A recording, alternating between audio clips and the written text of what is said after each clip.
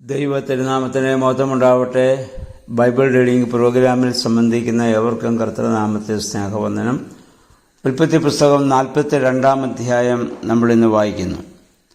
41 അധ്യായത്തിൽ ജോസഫിനെ ഫറവോ രാജാവ് തൻ്റെ സ്വപ്നം വ്യാഖ്യാനിച്ചതിൻ്റെ പരിണിത ഫലമായി അവിടുത്തെ ഒരു പ്രധാനമന്ത്രിയാക്കുന്നു. അദ്ദേഹത്തിൻ്റെ ബുദ്ധിപൂർവ്വം ദൈവത്തിൽ ആശ്രയിച്ചുകൊണ്ടുള്ള പ്രവർത്തനം മുഖാന്തരം അവിടുത്തെ ദേശത്ത് ക്ഷാമമുണ്ടായപ്പോൾ അദ്ദേഹം നേരത്തെ ധാന്യം ശേഖരിച്ചു വെച്ചുകൊണ്ട് ഈജിപ്തിൽ അല്ലെങ്കിൽ അവരുടെ നാട്ടിൽ മാത്രം ക്ഷാമമില്ല, മറ്റെല്ലാ രാജ്യങ്ങളിലും ക്ഷാമമുണ്ടാവുകയും ജനങ്ങൾ ധാന്യം വാങ്ങുന്നതിന് വേണ്ടി മറ്റ് രാജ്യങ്ങളിൽ നിന്ന് ഈ ഈജിപ്തിലേക്ക് കടന്നു വരികയും ജോസഫിൻ്റെ അടുത്ത് വരികയും ചെയ്തു. അപ്പോഴാണ് യാക്കോബ് തൻ്റെ മക്കളോട് പറയുന്നു, ജീവൻ നിലനിർത്താൻ വേണ്ടി നിങ്ങളും ഈജിപ്തിൽ ചെന്ന് ധാന്യം വാങ്ങി വരിക. അങ്ങനെ സഹോദരന്മാരെ എല്ലാവരെയും മക്കളെയെല്ലാം ധാന്യം വാങ്ങാൻ വേണ്ടി യാക്കോബ് അവരെ അവിടെ നിന്ന് പറഞ്ഞു വിടുമ്പോൾ ഇളയ മകൻ ബെന്യാമിനെ മാത്രം അവരുടെ കൂട്ടത്തിൽ വിട്ടില്ല. കാരണം ജോസഫ് മരിച്ച് അതിൻ്റെ ദുഃഖം ഇപ്പോഴും അദ്ദേഹത്തിന് മാറിയിട്ടില്ല. താൻ ഏറ്റവും കൂടുതൽ സ്നേഹിച്ച തൻ്റെ ഭാര്യ റാഹേലും മരിച്ചു അടക്കപ്പെട്ടു. ഇനി അതിൽ ശേഷിക്കുന്നത് ബെന്യാമീൻ എന്ന് പറയുന്ന ഇളയപുത്രൻ മാത്രമാണ്. മറ്റുള്ളവരെക്കാൾ പ്രായത്തിൽ ഏറ്റവും കുറഞ്ഞവനുമാണ്. അപ്പോൾ തനിക്ക് ഈ ഭൂമിയിൽ ഏറ്റവും കൂടുതൽ സ്നേഹമുള്ളതും ഇപ്പോൾ ആ ബെന്യാമീനോടാണ്. ജോസഫിൻ്റെ തിരോധാനം വളരെയേറെ ദുഃഖം യാക്കോബിൻ്റെ ജീവിതത്തിൽ ഉണ്ടാക്കിയിട്ടുമുണ്ട്. അദ്ദേഹം പറഞ്ഞു, ബെന്യാമിനെ വിടുന്നില്ല, നിങ്ങൾ പോയി ധാന്യം വാങ്ങുവിൻ. അവരെല്ലാവരും കൂടെ ഈജിപ്തിലെത്തുന്നു, ജോസഫിൻ്റെ അടുത്തെത്തുന്നു. നമ്മൾ വായിക്കുന്നത് അവരെ ജോസഫിനെ കണ്ടപ്പോൾ താണു വണങ്ങിയെന്നാണ്. വർഷങ്ങൾക്ക് മുൻപ് ജോസഫ് കണ്ടതായ സ്വപ്നം, തൻ്റെ കറ്റയെ മറ്റ് സഹോദരന്മാരുടെ കറ്റകൾ വണങ്ങുന്നതായി കണ്ട സ്വപ്നം ഇവിടെ യാഥാർത്ഥ്യമാവുകയാണ്. ജോസഫിന് സഹോദരന്മാരെ പെട്ടെന്ന് അന്ന് തിരിച്ചറിയാൻ സാധിച്ചു. പക്ഷേ അവർക്ക് ജോസഫിനെ തിരിച്ചറിയാൻ സാധിച്ചില്ല. കാരണം പ്രധാനമന്ത്രി എന്ന രീതിയിൽ അദ്ദേഹത്തിൻ്റെ വേഷവിധാനങ്ങൾ തന്നെ വളരെ മാറ്റം സംഭവിച്ചിട്ടുണ്ട്. മാത്രമല്ല, ജോസഫ് മരിച്ചുപോയി എന്നുള്ളതാണല്ലോ ഇവരുടെ ധാരണ. ഏതെങ്കിലും അടിമയായിട്ട് അവൻ പോയിട്ടുണ്ടാവും. അവനൊരിക്കലും ഈ രാജകൊട്ടാരത്തിൽ വരാൻ യാതൊരു സാധ്യതയും അവരുടെ ചിന്തയിലില്ല. അതുകൊണ്ട് അവർക്ക് ഒരിക്കലും അങ്ങനെയൊരു സംശയമില്ല. ജോസഫിന് സഹോദരന്മാരെ തിരിച്ചറിയുകയും ചെയ്തു. ജോസഫ് അവരെ കണ്ടപ്പോൾ ബെന്യാമിൻ കൂട്ടത്തിൽ ഇല്ലെന്ന് അദ്ദേഹത്തിന് മനസ്സിലായി. തൻ്റെ അപ്പൻ ജീവിച്ചിരിപ്പുണ്ടോ ഇല്ലയോ ഒന്നും അദ്ദേഹത്തിന് അറിഞ്ഞുകൂടാ. അപ്പം അദ്ദേഹം ഒരു കാര്യം ചെയ്യുന്നു, ഇവരെ കുറ്റപ്പെടുത്തുന്നു, നിങ്ങൾ ഒറ്റുകാരാണ്. ഈ രാജ്യത്തിൻ്റെ ബലക്ഷേമം ഇവിടുന്ന് കണ്ടുപിടിക്കാൻ വേണ്ടി നിങ്ങൾ ഒറ്റുകാരായിട്ട് വന്നെന്നും പറഞ്ഞ് അവരെ ഏറെ കുറ്റപ്പെടുത്തുന്നുണ്ട്. അതിൻ്റെ 14-16 വാക്യങ്ങൾ വരുമ്പോൾ നമുക്കറിയാം, നിങ്ങൾ പോയി സഹോദരനെ കൂട്ടിക്കൊണ്ടുപോവാ. കാരണം ബെന്യാമിനെ കാണുവാനുള്ള അദ്ദേഹത്തിൻ്റെ വലിയ ആഗ്രഹം നമുക്കിവിടെ കാണാം. ജോസഫ് യാക്കോബ് ജീവിച്ചിരിപ്പുണ്ടോ ഇല്ലയോ എന്ന് ജോസഫിന് ഇപ്പോൾ അറിഞ്ഞുകൂടാ. എന്തായാലും ബെന്യാമിൻ കാണും. അവനെ കാണുവാനുള്ള വലിയ ആഗ്രഹമാണ്. കാരണം തൻ്റെ സ്വന്തം അമ്മ പ്രസവിച്ച തൻ്റെ സഹോദരനാണല്ലോ അത്. എന്നിട്ട് അദ്ദേഹം പറഞ്ഞു, നിങ്ങൾ ഒരുവൻ ഇവിടെ നിന്നിട്ട് പോയി ബെന്യാമിനെ നിങ്ങൾ കൂട്ടിക്കൊണ്ടുവരിക. ഇതൊക്കെ കേട്ടപ്പോൾ അവർ പറയുകയാണ്, പണ്ട് നമ്മുടെ സഹോദരൻ ജോസഫിനോട് നമ്മൾ ചെയ്തതിന് ദൈവം നമ്മോട് പ്രതികാരം ചെയ്യുകയാണ്.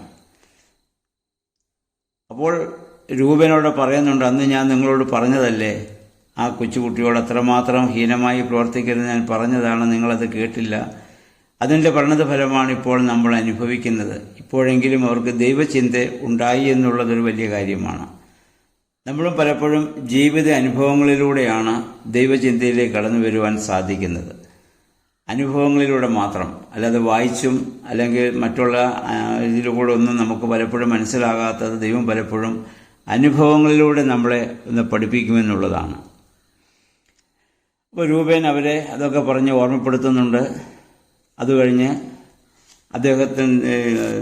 ജോസഫ് അവരിൽ ആ സഹോദരന്മാരിൽ ശിമയോനെ അവിടെ പിടിച്ചു വെച്ചിട്ട് മറ്റുള്ളവരെ പറഞ്ഞയക്കുന്നു, ധാന്യം കൊടുത്ത്.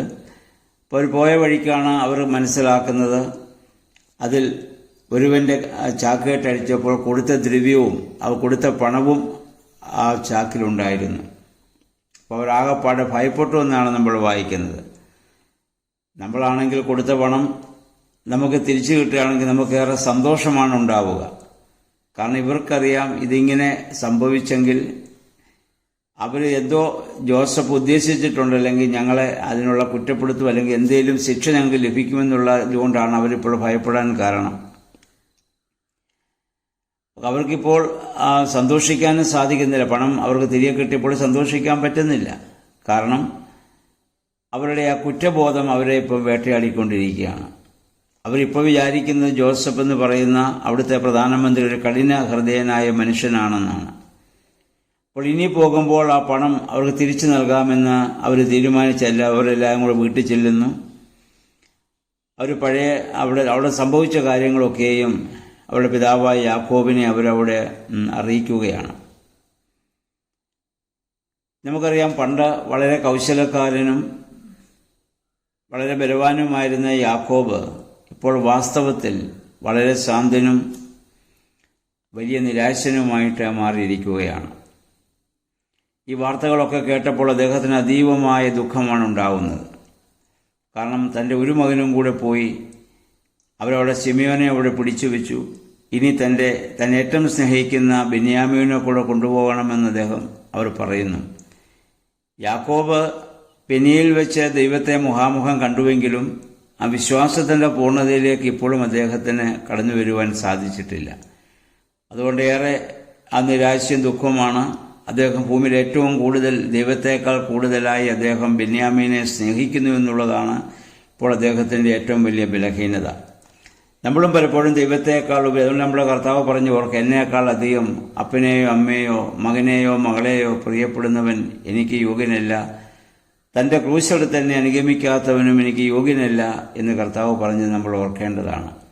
ജീവിതത്തിൽ എല്ലാത്തിനേക്കാൾ ഉപരിയായി ദൈവത്തിലാണ് നമ്മൾ ആശ്രയിക്കുന്നതെങ്കിൽ, ദൈവത്തെയാണ് സ്നേഹിക്കുന്നതെങ്കിൽ മറ്റുള്ളതൊന്നും അതീവ ദുഃഖത്തിലേക്ക് ഒരിക്കലും നമ്മളെ ഇത് നയിക്കുകയില്ല.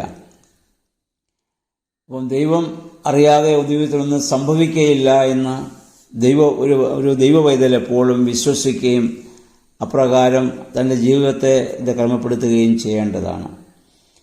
ഇപ്പോൾ നമുക്ക് 37-38 വാക്യങ്ങളൊക്കെ വരുമ്പോൾ യാക്കോബ് പറയുന്നു, ഒരു കാരണവശാലും ഞാൻ ബെന്യാമീനെ നിങ്ങളുടെ കൂടെ അയക്കുകയില്ല. കാരണം അവൻ്റെ ജീവിതവും യാക്കോബിൻ്റെ ജീവിതവും തമ്മിൽ വാസ്തവത്തിൽ കെട്ടപ്പെട്ടിരിക്കുകയാണ്. വളരെ പരിതാപകരമായ ഒരു അവസ്ഥയാണിത്. അപ്പം ദൈവത്തിൽ ആശ്രയം വെക്കേണ്ടവൻ മകനിൽ പൂർണ്ണമായ ആശ്രയം വെച്ച് ജീവിക്കുന്ന ഒരു സാഹചര്യം നമുക്കും പലപ്പോഴും നമ്മുടെ കുടുംബങ്ങളിലൊക്കെ പ്രായമാകുമ്പോഴും പല മാതാപിതാക്കളും ഇതുപോലെയുള്ള സ്വഭാവം നമ്മൾ കാണാറുണ്ട്. അത് നമ്മൾ മുമ്പേ പറഞ്ഞതുപോലെ ദൈവത്തേക്കാൾ ഉപരിയായി ഒന്നിനെ നമ്മൾ സ്നേഹിക്കാൻ പാടില്ല. ദൈവവചനത്തിൽ വിശ്വസിക്കുന്നത് പോലെ മറ്റൊന്നിലും നമ്മൾ വിശ്വസിക്കേണ്ട കാര്യവുമില്ല. അപ്പോൾ അപ്രകാരം നമുക്ക് ഈ ദൈവവചനം നമ്മെ അതിനെ കൂടുതൽ ശക്തിപ്പെടുത്തുകയും നമ്മളെ ബലപ്പെടുത്തുകയും ചെയ്യേണ്ടതാണ്. നമ്മുടെ കർത്താവ് പറഞ്ഞു, ഓർക്കുക, നിങ്ങളുടെ സകല ഭാരവും എൻ്റെ മേൽ ഇട്ടുകൊള്ളുക, മിണ്ടാതെ ഇരുന്ന് ഞാൻ ദൈവമെന്ന് അറിഞ്ഞുകൊള്ളുക. അപ്പം ആ ദൈവത്തിൽ പൂർണ്ണമായി ആശ്രയിച്ചുകൊണ്ട് നമുക്ക് ജീവിക്കാൻ സാധിക്കണം. യാക്കോബിന് അത്രമാത്രം വിശ്വാസത്തിൻ്റെ പൂർണ്ണതയിലേക്ക് കടന്നു വരുവാൻ സാധിച്ചില്ല. അതിൻ്റെ അനുഭവങ്ങളാണ് അദ്ദേഹം ഇപ്പോൾ അനുഭവിച്ചുകൊണ്ടിരിക്കുന്നത്. ഇനി അദ്ദേഹത്തിൻ്റെ ജീവിതത്തിൽ വലിയ മാറ്റം വരുന്നത് മുന്നോട്ട് ചെല്ലുമ്പോൾ നമുക്ക് കാണാൻ പറ്റുന്നുണ്ട്. ദൈവം യാക്കോബിനെ വീണ്ടും ഒരു തീച്ചൂളയിലൂടെ കടത്തിക്കൊണ്ടു പോവുകയാണ്.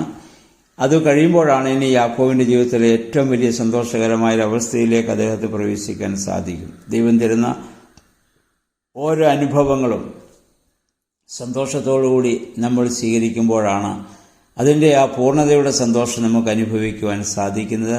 നിരാശ എന്ന് പറയുന്നത് പിശാച് തരുന്ന ഏറ്റവും വലിയ അവൻ്റെ ആയുധമാണ്. അതിനെ നമുക്ക് പ്രാർത്ഥന കൊണ്ടും ദൈവവചന വായന കൊണ്ടും ധ്യാനം കൊണ്ടും നമുക്ക് ജീവിക്കാൻ സാധിക്കണം. ഇന്ന് ദിവസം ഈ 42-ാം അധ്യായം വായിച്ച് ദൈവത്തിൽ പൂർണ്ണ സമർപ്പിതമായി ജീവിപ്പാൻ തക്കവണ്ണം നമ്മെ തന്നെ നമുക്ക് സമർപ്പിക്കാം. ദൈവനാമം മാത്രം മഹത്വപ്പെടുവാൻ ഇടയാകട്ടെ. എല്ലാവർക്കും നല്ലൊരു ശുഭദിനം ആശംസിക്കുന്നു.